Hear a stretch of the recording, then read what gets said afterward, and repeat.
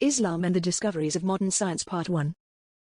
As one of the testaments and proofs that Muhammad, salutations and peace of Allah be upon him, was a prophet and messenger, we will show them our signs in the universe and in their own selves, until it becomes manifest to them that this is the truth.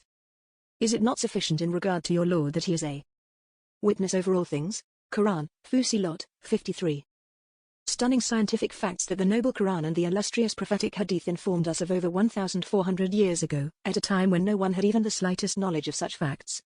Then comes modern scientific discoveries confirming their accuracy and authenticity, thereupon becoming one of the testaments and proofs of that Muhammad, salutations peace of Allah be upon him, was a prophet and messenger.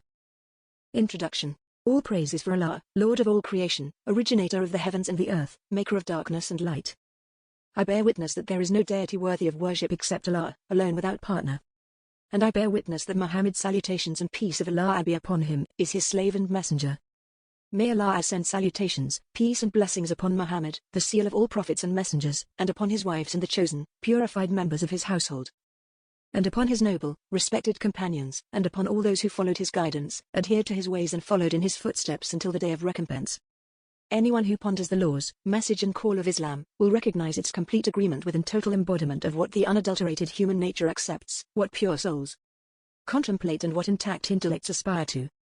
What we'd like to shed more light upon in this humble and summarized treatise is Islam's call to knowledge and learning, through a total transparency that explains to the reader the authenticity of Islam's call to the progress and advancement of nations and peoples in every aspect of life, including the different types of sciences, and through its superior call to knowledge and learning as well as its subtle allusion to stunning scientific facts and modern scientific discoveries from more than 1,400 years ago, at a time when no one had even the slightest knowledge of such facts, and preceding modern technology. And that is by the occurrence of obvious testimonies and hallmarked proofs as one of the testaments and proofs of that Muhammad, salutations and peace of Allah be upon him, was a prophet and messenger. With the help and success of Allah, we convey these testaments and proofs in this humble and summarized treatise with extreme brevity, lest it should be long-winded and the meanings lost between the lines.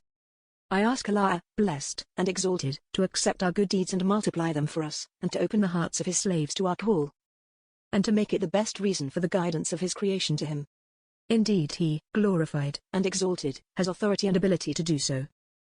Islam's call, indeed from the habits of Allah, glorified and exalted, is that he sends his prophets and messengers in succession when the need for them intensifies. When mankind strays off the path of their God and Creator, and distances themselves from the directives of their prophets and messengers. Consequently, Allah, blessed and exalted, sent the seal of his prophets and messengers, Muhammad, salutations and peace of Allah be upon him, with Islam as a religion and way of life. It is the religion upon which Allah, blessed and exalted, originated his slaves, for Islam literally means surrendering to Allah, glorified and exalted, submission to him and abiding by his orders. Islam came as a call to all that the purified human nature and reasonable intellect accepts, a call to undiluted ideology, to believe in God the Creator, blessed and exalted, and his oneness.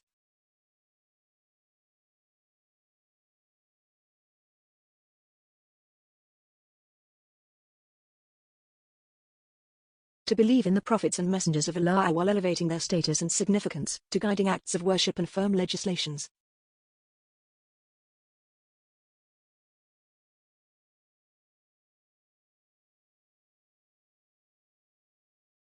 To honorable morals and manners and wise interactions with others, and to knowledge and learning and human advancement in all aspects of life.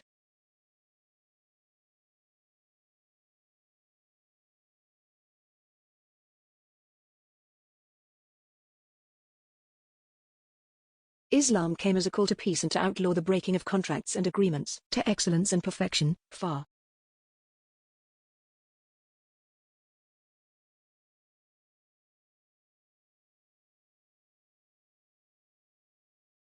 removed from what we see from time to time from extremism and terrorism at the hands of different groups, attributing their actions to Islam. And if these groups were intelligent,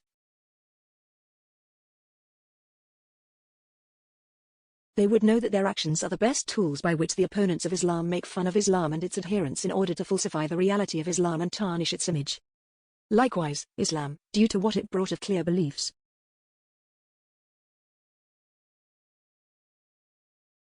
and immaculate rituals, practiced today by the followers of Muhammad and his ways and habits alias Sunnah, is innocent from the likes of these heretical groups and what has emerged of despicable beliefs and corrupted rituals, falsely ascribed to Islam. For the way of Islam is but one.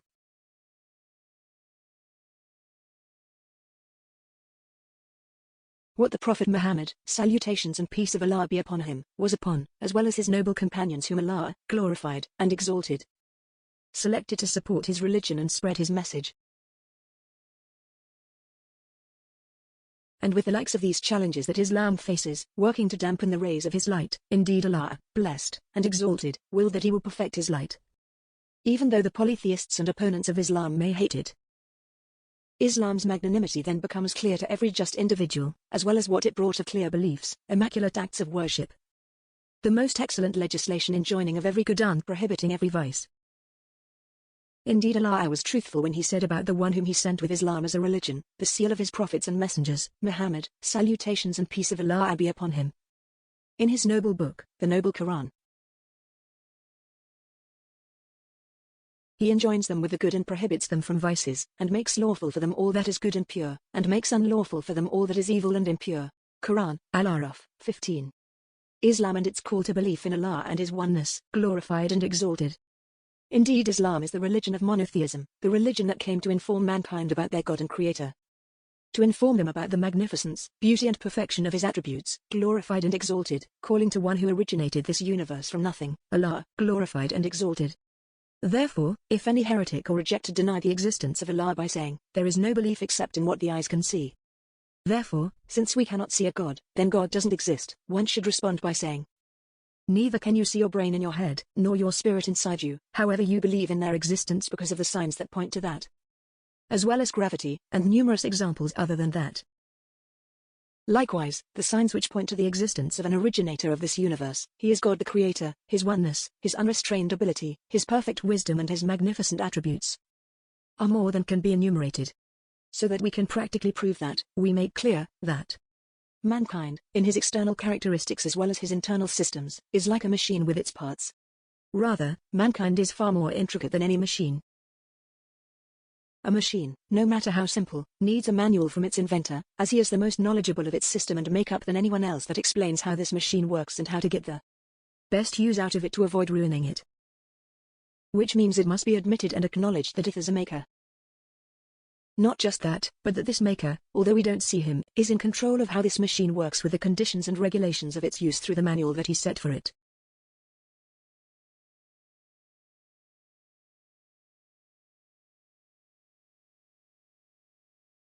So, if that is the case for a machine, a man-made thing, what of mankind who is more intricate than any machine?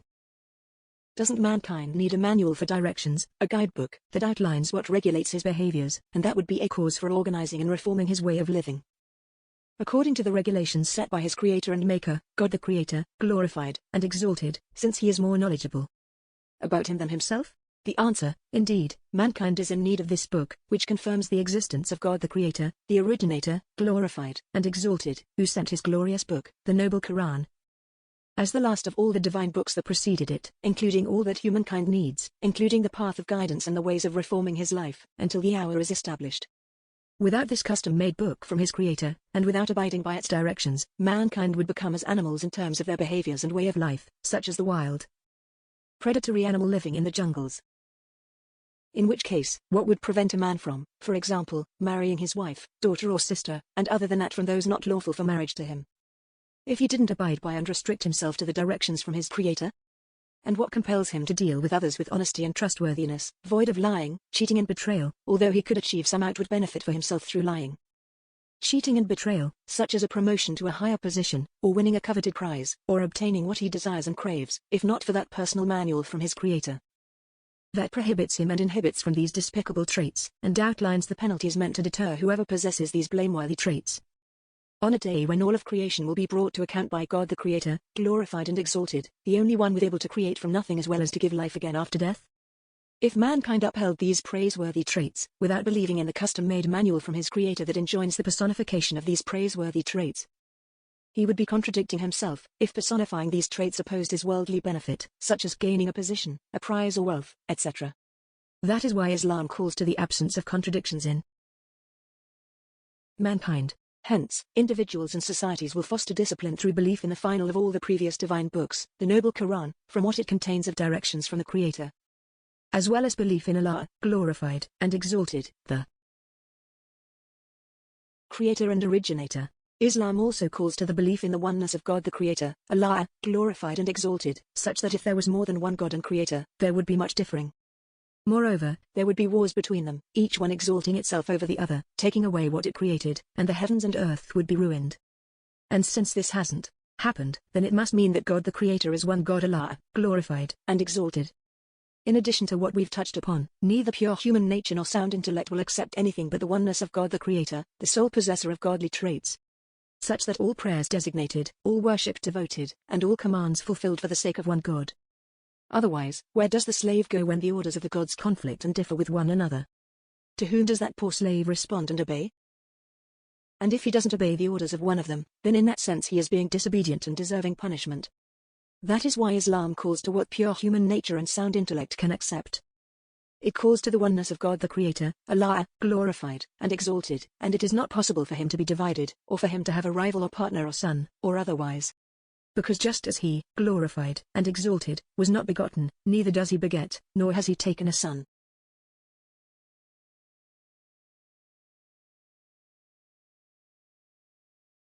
It is likewise unacceptable to pure human nature or sound intellect that God the Creator has taken a female partner serving the purpose of a wife who bears children, or a son, since that indicates the belief in many gods, and the absence of the oneness of God the exalted Creator. For if mankind accepts that God the Creator has taken a son, then that leads him to the deification of that son, since he will possess the same godly traits as his father, which is without a doubt a detestable blasphemy against Allah, exalted. Beliefs such as this lead to numerous questions of doubt. For example, what is it that prevents the God who has taken a son, even if only once before, from taking a second or third son, hence possessing the same godly traits as their father, and increasing the number of gods in the future? Or that he should take a second or third son from a creation other than mankind, like demons? Or from some creation other than humans and demons, that possesses a more distinguished nature than both of them, like the angels, hence possessing the same godly traits as their father, and the number of gods would have increased ages ago? And what is it that prevents that son that was taken by God as a son, and who possesses the same godly traits as his father, from taking a son himself, or two or three or more? Hence these children inheriting the same traits as their father, so that they now possess godly traits, and so on and so forth? Without a doubt, beliefs such as this lead to the belief in many gods, and that is precisely what the innate nature and sound intellect of any upright human being cannot accept. Also, if God possesses a human nature, as Christians claim, then why is it unacceptable for that God to also possess a nature of some other form of creation that came before mankind, like demons? Or those who possess a more distinguished nature than mankind and demons like the angels? Or that he possesses a nature of some other present form of creation that we have no knowledge of? Or that in the future he may possess other natures or images of other creations? Hence, as God's natures and forms increase, so does the number of gods. Likewise, the above-mentioned absurdity of those who claim that 3 ultimately equals 1, as the Christians claim, that their God has 3 natures and forms. From amongst them the human nature personified as the Son of God, and acceptance of this deception as a belief, ultimately leads to accepting that which resembles it, which is that God has as many different natures and forms, 4, 5, 6, 7, 8, 9, etc., as he has creations, with the ultimate claim that this innumerable amount, each number expression and independent personality and special behaviors according the individual personal will, equals one God. Hence, the absurdity and amazement of such a claim. Without a doubt, such a creed leads to an unlimited number of assumptions that are unbefitting to Allah, glorified and exalted, and which ultimately lead to polytheism and the absence of the oneness of God the Creator, and this is what neither pure human nature nor sound intellect can accept. Indeed, the first type of knowledge the Qur'an calls to, and that which the Prophet, salutations and peace of Allah be upon him, was ordered to instill in his nation is the knowledge of the oneness of Allah, the glorious and exalted Creator.